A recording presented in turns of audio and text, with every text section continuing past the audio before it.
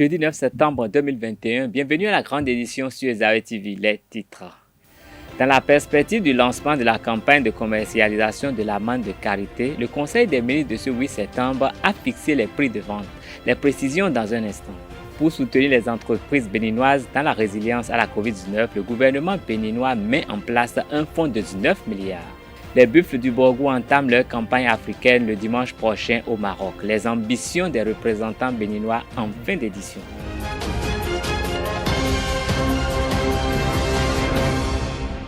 Mesdames et messieurs, bonjour. Le Conseil des ministres de ce 8 septembre a procédé à la fixation des conditions de déroulement de la campagne de commercialisation 2021-2022 des amendes de karité.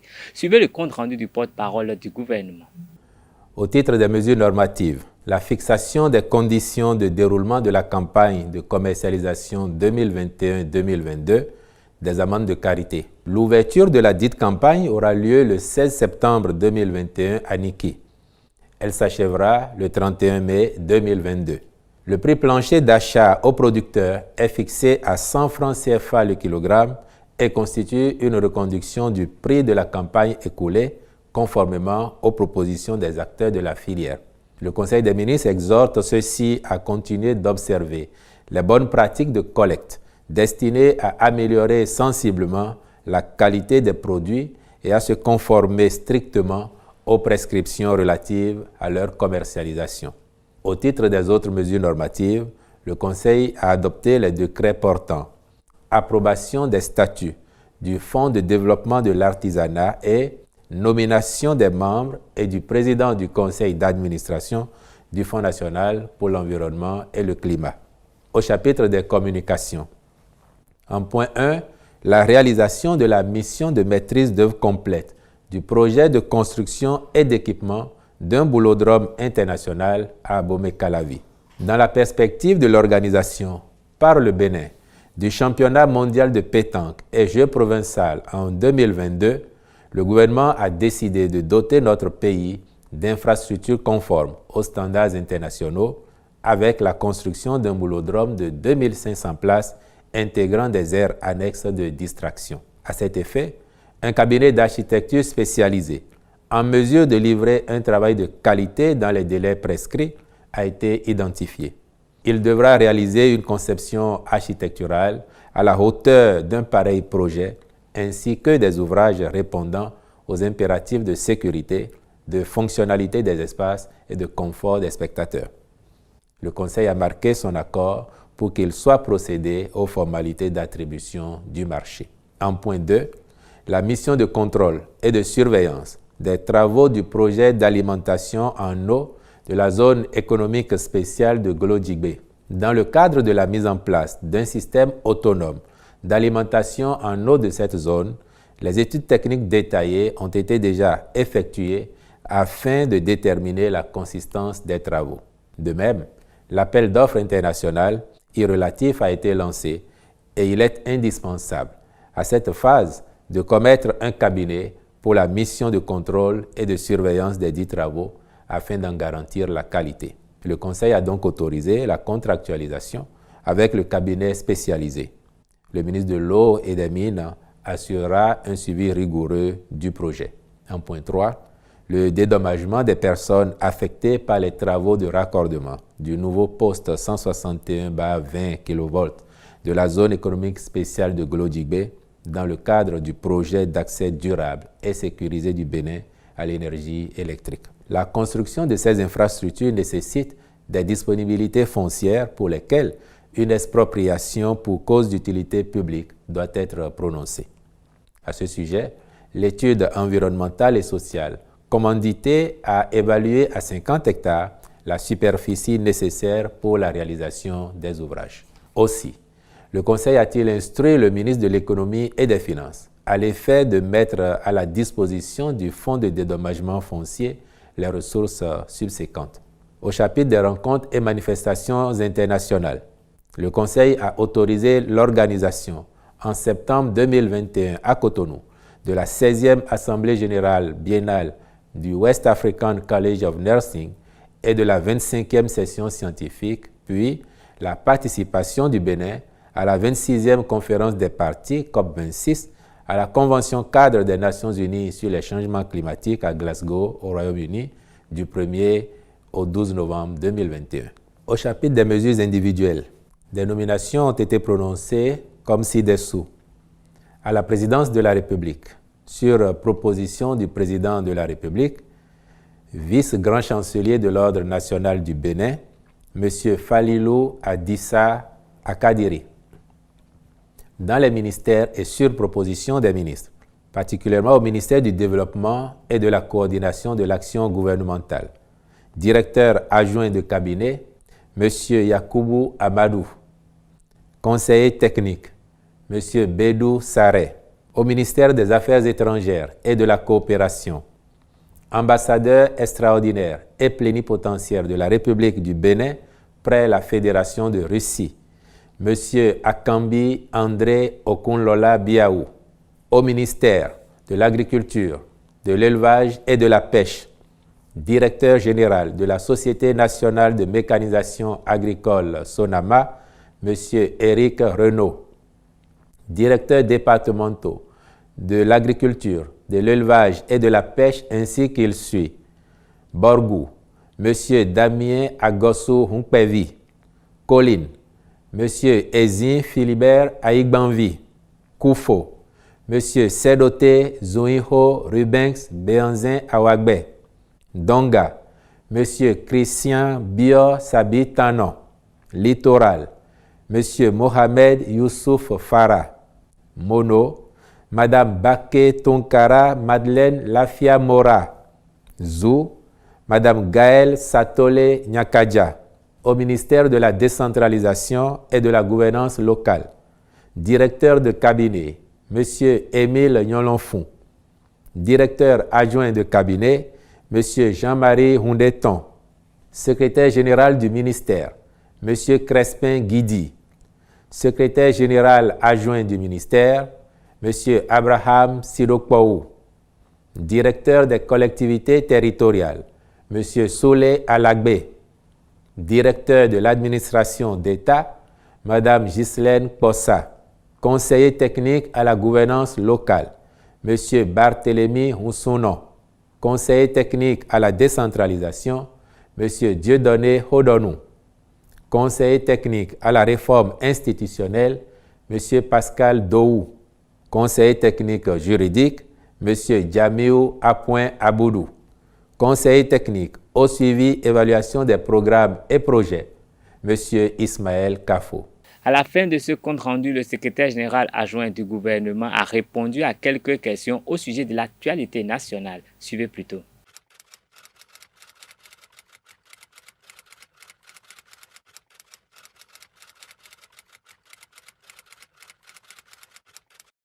S'il était encore utile d'insister sur la pertinence de la démarche du gouvernement, c'est qu'il faut faire observer à ces personnes-là l'engouement qu'il y a aujourd'hui dans les centres dédiés à la vaccination. Irait-on jusqu'à imaginer que nos populations, nos compatriotes aillent dans ces centres et n'aient pas présent sur les lieux les personnels qualifiés pour leur administrer le vaccin? Cela ne peut pas s'entendre. Et nous avons dit que la continuité du service public de la santé dans ce contexte de pandémie est telle que les agents relevant du secteur de la santé, qu'ils soient du public ou parapublic et privé, sont astreints à l'obligation de se faire vacciner. Il est utile de dire à nos amis syndicalistes, dont certains évidemment sont admis déjà à faire valoir leur droit à la retraite et ne se sentent peut-être pas concernés par le débat, il est utile de leur dire que, parce qu'ils sont des personnes responsables, le temps n'est pas à bander les muscles pour empêcher ou distraire leurs collègues d'aller se faire vacciner. S'il faut bander les muscles actuellement, ce serait précisément pour faire ensemble front contre la pandémie et donc rassurer nos compatriotes et particulièrement les agents de santé. Ils ne sont pas perçus comme une mauvaise cible, mais le devoir du gouvernement, c'est de garantir la continuité de ce service public de la santé et parce qu'ils sont très importants dans le dispositif que sans eux, cela ne peut pas se faire, il se justifie objectivement qu'ils soient astreints à cette obligation de se faire vacciner afin de faciliter la continuité du processus.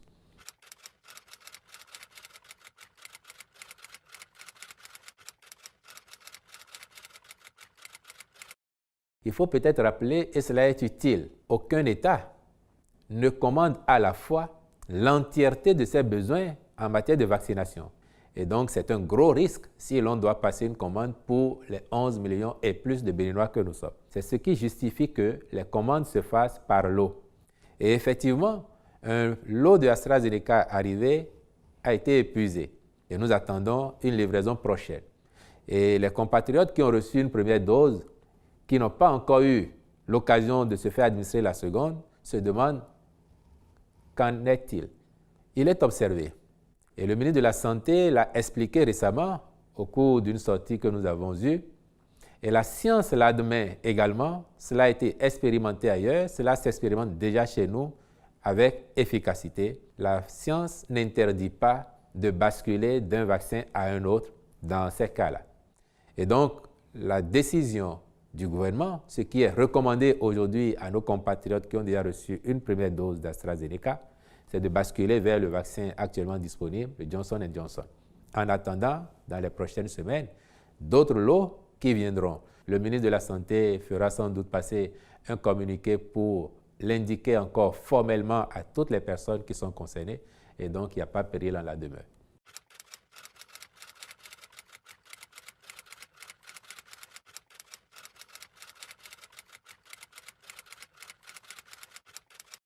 Vous avez noté que depuis le début de cette pandémie, le gouvernement du Bénin a eu une approche méthodique qui a été saluée de partout. La façon dont nous avons géré la pandémie. Et rappelez-vous, nous avons été l'un des tout premiers, pour ne pas dire le premier, à rouvrir les classes pour sauver l'année scolaire de nos enfants, leur permettre de valider leurs examens, faire en sorte que les parents qui ont investi ne l'aient pas fait gratuitement.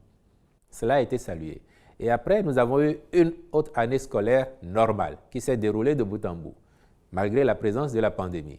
C'est vrai que ces derniers jours, nous avons parlé d'une inflation, mais qui actuellement est en train d'être maîtrisée. Et il n'y a pas de raison objective qui nécessite un report de la rentrée, en tout cas à la date d'aujourd'hui, et le gouvernement l'a indiqué, la rentrée c'est pour le 20 septembre. Il n'y a pas de nouvelle date au jour d'aujourd'hui et dans les conditions qui sont les nôtres, d'autant plus par ailleurs que le gouvernement a pris toutes les mesures pour assurer une rentrée scolaire normale. Ceux qui doivent être vaccinés sont invités à le faire. Les conditions didactiques, matérielles, financières pour assurer une bonne rentrée des classes sont en cours d'être implémentées.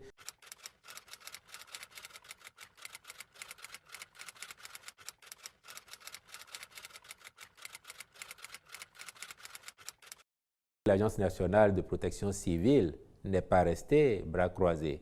Depuis que nous avons observé ces crues, l'État a apporté la réponse qu'il faut. Certes, nous aimerions en faire davantage, mais ce qu'il convenait de faire dans l'immédiat pour parer au plus pressé a commencé à être fait. Et je peux vous rassurer que le chef de l'État a instruit pour que les efforts continuent à être faits. Donc chaque fois qu'il va être nécessaire que l'État intervienne pour appuyer nos compatriotes ici ou là, la présence de l'État, la présence du gouvernement sera remarquée. Vous pouvez être rassuré. La situation en Guinée-Conakry a été examinée ce mercredi 8 septembre par les chefs d'État de la CEDEAO réunis en sommet extraordinaire virtuel, 72 heures après le coup d'État qui a renversé le président Alpha Condé à Conakry. Des sanctions à minima ont été prises pour l'instant. L'organisation sous-régionale réaffirme son opposition sans réserve à tout changement politique par des moyens non constitutionnels et condamne avec la plus grande vigueur le coup de force. La Guinée est donc suspendue mais ne fait pas l'objet de mesures économiques comme l'arrêt des échanges commerciaux ou la fermeture des frontières. Pas de sanctions individuelles non plus contre les putschistes. Face à ce sujet d'actualité, la rédaction de Zaret TV s'est rapprochée de Bertin Kaovi, un érudit de la géopolitique et des politiques africaines, afin de recueillir pour vous la lecture de cette actualité en Guinée-Conakry. Il s'exprime au micro de Abdelkader Achirou. Ce qui arrive en Guinée et Conakry est plutôt triste et c'est à ne pas encourager sous d'autres cieux. Parce que tout le monde voit les images de Alpha Condé qui a été pris, mais on ne nous montre pas à quel prix Alpha Condé a été pris, combien de morts, combien de familles ont été endeuillées. Ben, on n'a pas fait ces images-là. Alors, j'ai toujours estimé, par expérience, que la violence ne peut pas résoudre les différends politiques. Moi, j'aurais aimé, par exemple, j'aurais applaudi ce coup d'État si cela était intervenu, mais avant l'élection qui a consacré le mandat contesté de Alpha Condé. Il m'est revenu que la même unité aujourd'hui qui a dégommé Alpha Condé, parce qu'il faut appeler les choses par leur nom, est l'unité qui était envoyée dans les quartiers pour tirer sur les populations à main nue qui réclamaient la démocratie et l'alternance. Alors, ne nous trompons pas. Souvent, les coups d'État se font par les militaires qui ont goûté au pouvoir et qui, pour des agendas, les agendas qui leur sont propres, se disent le chef que je servais est devenu assez impopulaire, il faut vite le dégommer, le peuple va applaudir et prendre sa place. J'espère, en ce qui me concerne, que la nouvelle équipe, puisque les premiers pas semblent aller dans le bon sens, c'est un gouvernement d'union nationale qui se met en place, donc en réalité, c'est juste un vernissage où on a enlevé un tableau, c'est-à-dire c'est une même équipe, on a enlevé Alpha Condé et le reste va continuer. Bon, je vois beaucoup d'opposants qui très vite applaudissent. C'est la suite qui m'intéresse. On a vu Dadis Camara dans ce pays, combien de Guinéens n'ont pas dansé. Par la suite, c'est 128 morts qu'on a eu au stade. Je prie que la paix revienne en Guinée-Conakry, que le bon sens prévale et que la nouvelle équipe continue les projets et les grands projets que Alpha Condé a lancés et qui ont justifié, entre autres, qu'il ait cru qu'il était indispensable, oubliant que personne n'est indispensable pour son pays, parce qu'à 83 ans, je crois que chaque jour qu'il avait en plus était un bonus que la mort lui accordait. Donc, Alpha Condé, c'est de l'histoire, mais je voudrais ici parler aux Béninois, aux opposants maladifs qui dansent déjà et qui souhaitent que les mêmes choses arrivent au Bénin ou bien ailleurs. Comparaison n'est pas raison. La situation de la Guinée-Conakry n'est pas la situation béninoise, car Alpha Condé est tombé dans son propre piège. C'est lui-même qui a créé une unité spéciale, les forces spéciales, et il est allé prendre un militaire, un homme, quoique guinéen, mais qui n'a jamais servi l'armée guinéenne, qui n'a jamais servi sa patrie, si ce n'est pas venu servir Alpha Condé dans une unité spéciale. Donc, le serpent que lui-même a élevé a assez grossi et l'a avalé. Bon, c'est pas bien grave. Restons avec Bertin Korovi, président de l'Alliance Iroko. Dans son intervention, il alerte les opposants à ne pas encourager les coups de force. Les coups d'État ne sont pas une solution à nos problèmes. Et je crois même que les types de démocratie que nous avons dans nos pays ne sont même pas la solution à nos problèmes. Il faudrait que les pays africains s'asseyent et décident leur modèle politique ensemble. Ne copions pas la démocratie ou bien le système politique des autres. Je voudrais me faire rendre hommage à Thomas Goudou. Les jeunes ne le connaissent pas. En 90, il a combattu la nouvelle constitution qu'on nous proposait, disant que dans 30 ans, ça va créer des problèmes. Il estimait que cela ne tenait pas compte de nos réalités. Et nous y sommes aujourd'hui. Du reste, le problème que la plupart des pays africains ont est un problème de développement.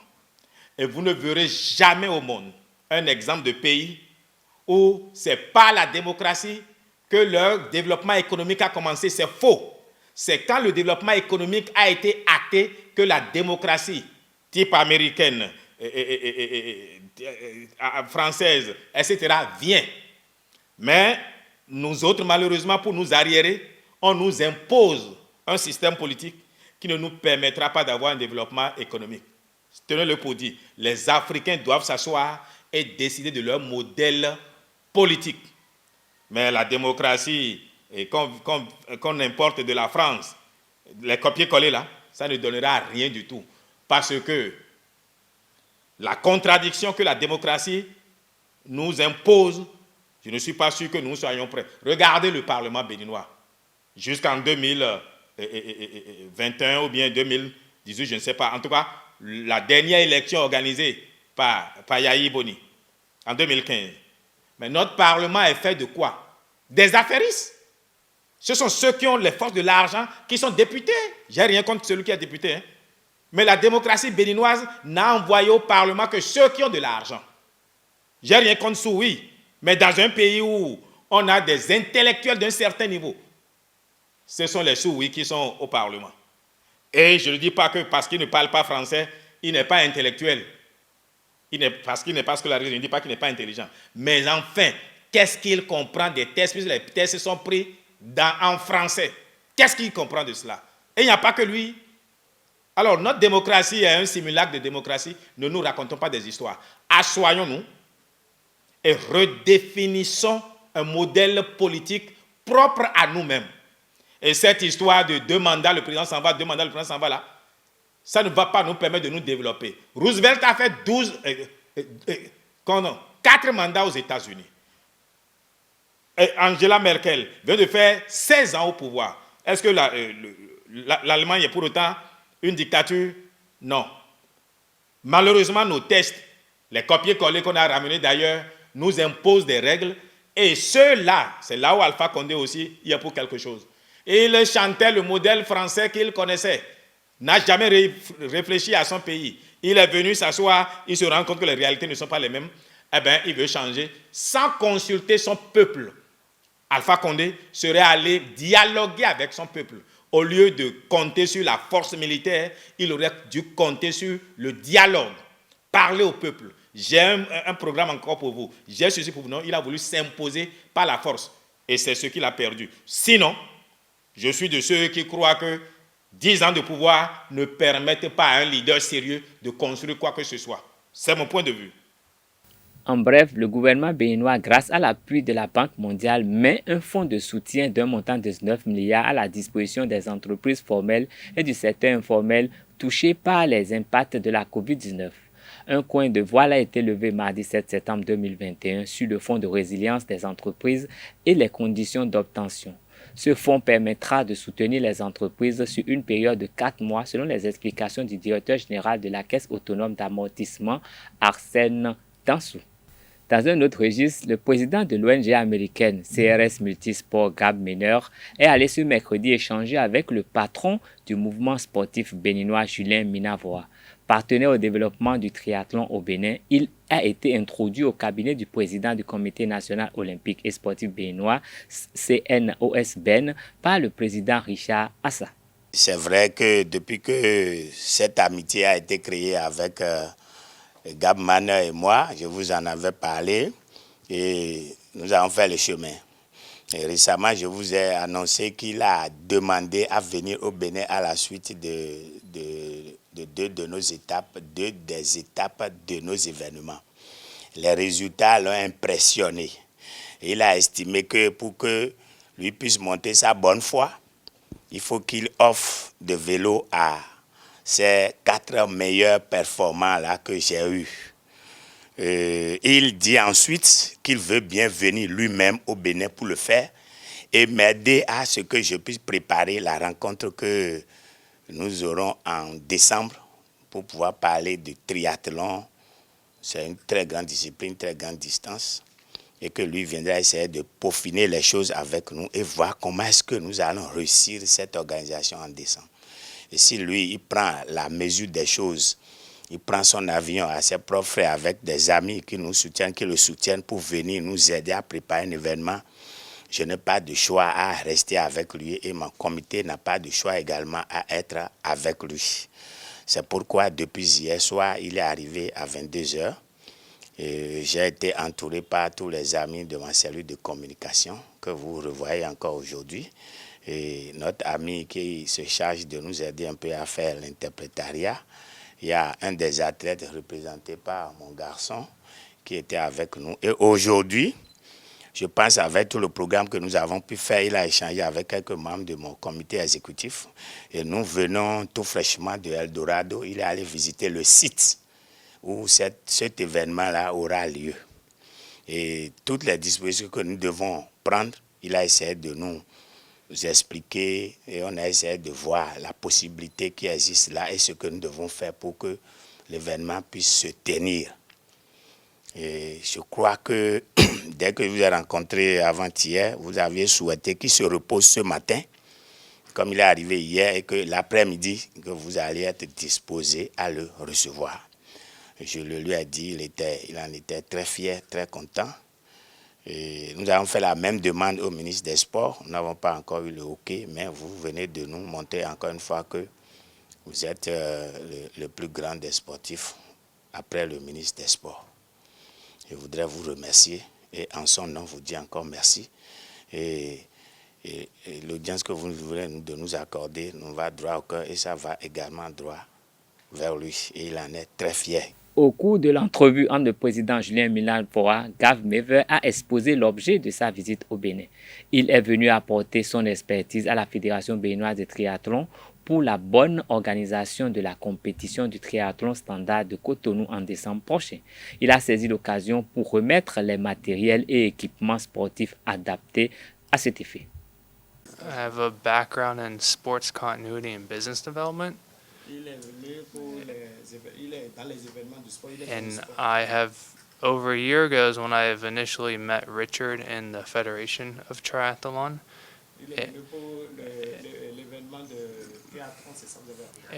and it was at that time that the Federation was still developing. Pour rencontrer la fédération, avec il avait eu l'opportunité avec monsieur me Assa. Donc ils sont restés ensemble et puis ils ont échangé. Comme ça, il est venu pour pouvoir aider à ce que cela soit développé. Donc il a aussi apporté des équipements et c'est grâce à ces équipements pour que les jeunes athlètes, ceux qui sont intéressés, ceux qui veulent faire la chose, soient outillés afin de bien développer cela. Donc, il attend à ce que cela soit réellement, c'est-à-dire, soit pris en compte, c'est-à-dire que toute la fédération prenne en compte tout ce qu'il a amené afin que cela puisse porter de fruits.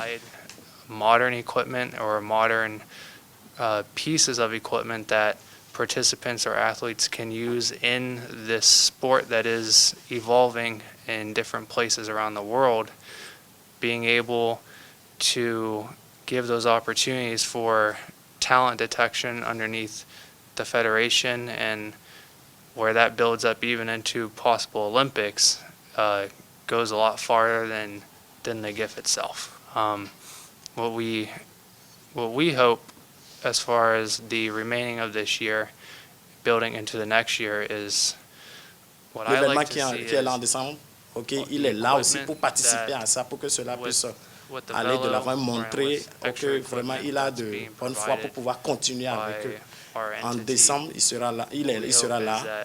En 2024, il a dit qu'il sera là aussi pour que cela puisse aller de l'avant. Voilà, en résumé, ce qu'il a dit. Talent detection over a course of a time that can lead into the calendar year of 2022, as well as 2024 when it comes to particular international games. And to be here and to have the gifts for the Olympic Committee to start or to at least ignite the pioneering of this side, it means a lot. Le président du Comité national olympique et sportif béninois CNOS Ben Julien Minavoa a exprimé sa reconnaissance à Gab Mever pour son engagement à la promotion du triathlon au Bénin. Je souhaite vraiment remercier notre hôte. Je me rends compte qu'il est bien jeune et qu'il est un homme vraiment engagé dans le triathlon. Je n'abuserai pas en disant qu'il fait certainement du triathlon une deuxième partie de sa vie. Alors, je voudrais le rassurer qu'au Bénin, il est tombé dans de bonnes mains. Avec monsieur le président de la Fédération béninoise, c'est un monsieur qui nous a tous séduits par son sérieux et par son engagement aussi au travail. Je peux même dire que c'est un de mes meilleurs amis. Et moi, je ne suis jamais ami à un paresseux. Voilà. Donc, il est le bienvenu au Bénin et je le rassure sur tous les plans. Il passera un très bon séjour avec nous et va retourner tranquille chez lui. Hors de nos frontières, la CEDEAO a suspendu la Guinée de ses instances suite au coup d'État. À Hong Kong, la police a perquisitionné le musée dédié à Tiananmen. L'actualité au Mali vient compléter la page internationale de ce 19h.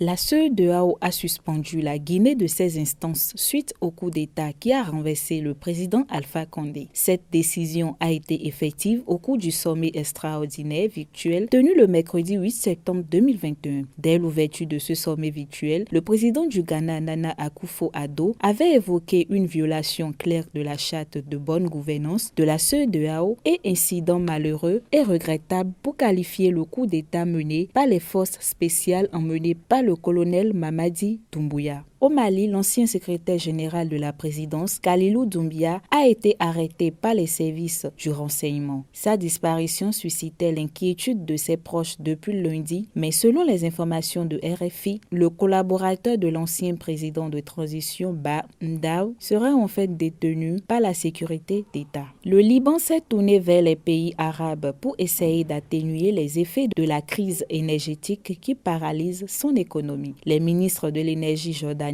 égyptiens, syriens et libanais se sont entendus mercredi 8 septembre sur une feuille de route pour acheminer du gaz égyptien vers le Liban par la Syrie et la Jordanie. La police de Hong Kong a perquisitionné jeudi 9 septembre le musée dédié à la mémoire de la répression de Tiananmen en 1989 au lendemain de l'arrestation de 4 membres de l'association responsable de ce lieu. Les forces de l'ordre chargées d'appliquer la drastique loi sur la sécurité nationale ont fouillé le bâtiment qui avait été contraint par les autorités de fermer ses portes en 2021. En page sport pour finir, dans le cadre du premier tour aller de la Coupe de la Confédération africaine de football, les Buffs du Borgou ont rejoint la ville marocaine de Casablanca ce jour où ils affronteront le Phare Rabat le dimanche 12 septembre prochain.